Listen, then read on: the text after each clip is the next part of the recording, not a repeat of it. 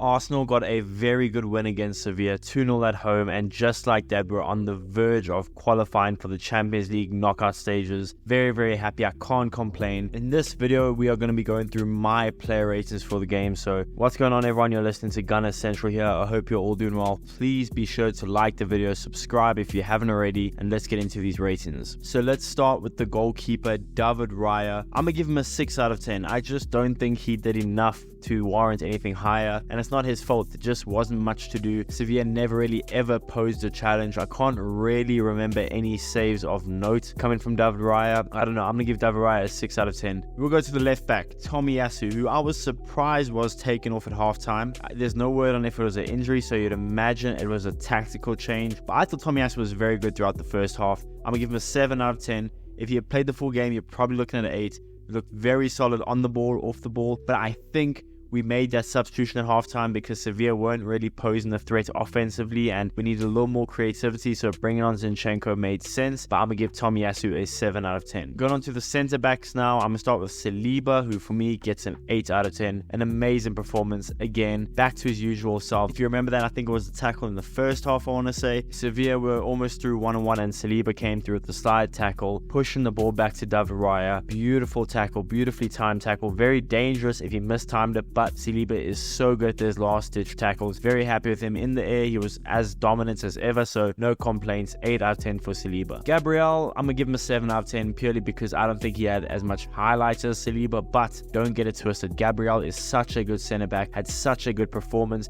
I'm just not going to give him an 8 because, like I said, I just don't think he had enough highlights to do that, but he was very solid, didn't really make any mistakes. Very happy with Gabriel, 7 out of 10. Going on to the right back, Ben White, who has gone back to his normal hair now.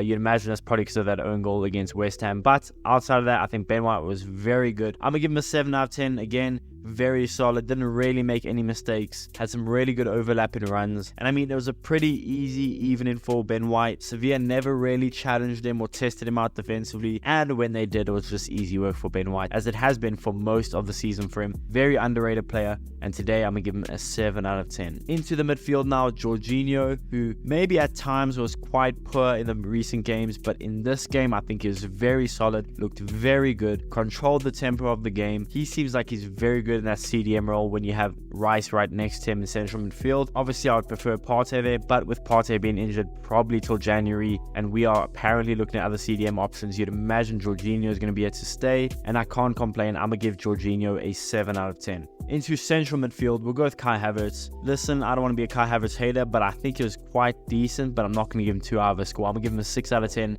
He missed some clear-cut chances, mainly the one in the first half. That first chance at the backstick at least put the header on target where he just miscued it. But again, I think his confidence is just low. But outside of the missing of chances, he had some really good moments. That moment where he took a shot from right outside the box and it went just wide. Very good shot, very good performance from Kai Havertz. Also, one thing that's really stepped on about Kai is how good he was defensively, and he has been defensively. He tracks back really well, puts in a lot of challenges, and he did the exact same against Sevilla. Not a 7 out of 10 or 8 out of 10 worthy performance, but he's looking promising at times, and if he can keep this up, like we keep saying all season long, if he can just build momentum, build confidence, we might have a good midfielder on our hands. But it's a big ask. I hope he can do it. But for now, I'm going to give him a 6 out of 10. On to the other midfielder now, Declan Rice. I mean, what more is there to say about him that hasn't been said already? Absolutely world class. He can play at the 6, he can play at the 8. So diverse, so unique in the way that he can attack, the way that he can defend, the physicality, the speed he has. Absolutely amazing watching him play. And he just brings a blanket of security to the midfield. When Declan Rice is playing, it's very seldom that we ever get overrun in midfield. So for Declan's rating, I'm going to give him an 8 out of 10. We'll start with the left wing in Gabriel Martinelli, who I thought was absolutely superb. Great performance from him. If he had a goal or an assist, at least one of the two, you're probably looking at the man of the match. But again, I think Saka had goals and assists, so I don't know if Martinelli can beat him to the man of the match. But Martinelli was amazing. He was cooking that Sevilla defense. I don't even know who was guarding Martinelli, but I feel so bad for them. Wasn't it that 20-year-old Sevilla player? That is a baptism of fire for sure.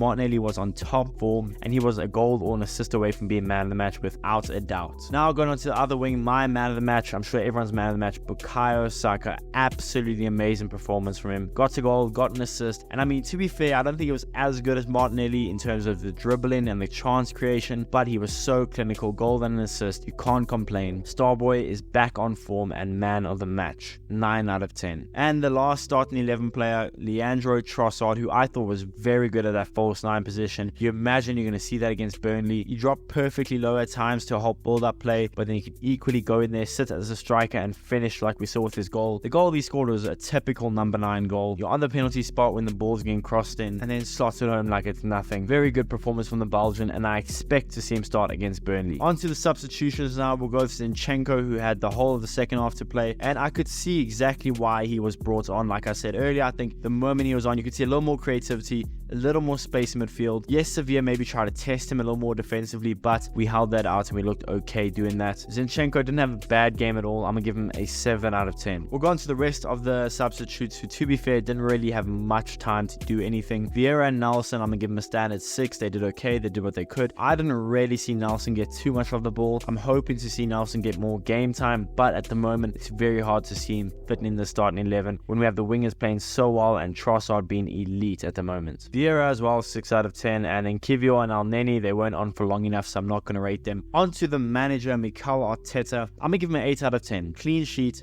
2-0 win, looking like we're going to qualify for the knockout stages, and it's a perfect way to bounce back after those 2 defeats to West Ham and Newcastle, so no complaints from me. The only complaint I'll give him is that he probably kept Saka on a little bit too long, and we saw Saka walk off injured, although I don't think that injury is going to be anything too bad. Hopefully Saka will be back on Saturday, but Arteta 8 out of 10 I think is fair enough. But let me know in the comments, what do you guys think about my player ratings? What player ratings would you change? Who was your man of the match? Let me know in the comments below. Be sure to smash the like button, subscribe if you haven't already, and I'll see you guys in the next one.